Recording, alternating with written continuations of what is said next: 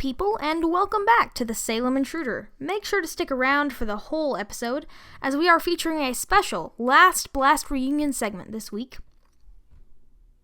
First up, switch to Roman. In one of the snoozer segments of the week, Roman talked to Abe about how he had asked Kate if she wanted to get back together with him, but Kate turned Roman down.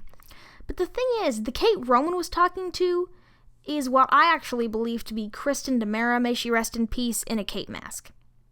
So, I don't think Roman knows that yet.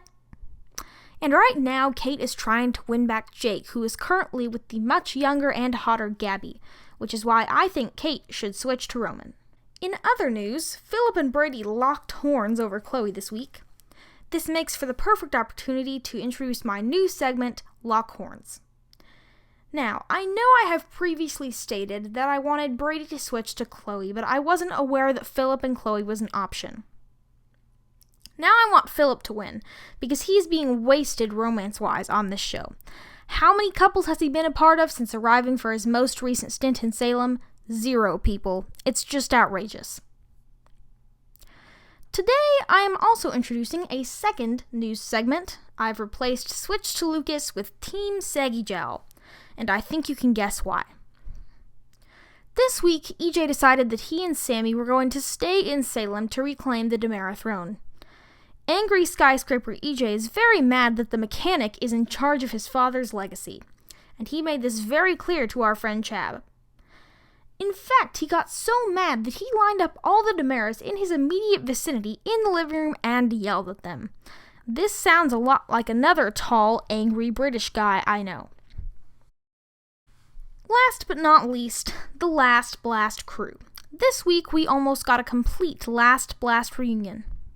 For those of you who aren't familiar, the Last Blast was when John and Marlena's generation, aka the Greatest Generation, squirted out their last round of kids around the late 80s and early 90s.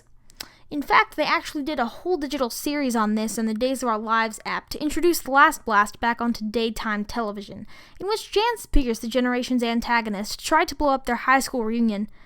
You know what? I'm rambling. Let me just show you. It's been a long time. Philip's back, kicking off a reunion of the Last Blast crew. Philip is out of my system.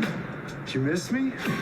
All new Days of Our Lives. Anyway, so this was supposed to be a full-fledged Last Blast reunion, but they were missing 2 people, Rex and Mimi, who were actually, technically also Last Blast kids. So this week, Belle pulled the plug on Jan Spears, who is currently in a coma, which I was super hyped about. Now, in Belle's defense, Jan had recently kidnapped and tried to kill Claire, Belle's daughter, and fellow Last Blast member Chloe. So anyway, Sean came in and plugged Jan back in and was like, "Belle, killing people is wrong." What a party pooper.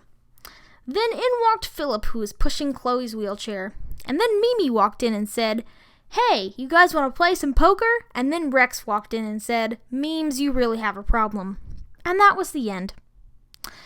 Thanks for watching the Salem Intruder this week. Like and subscribe, and see you next week.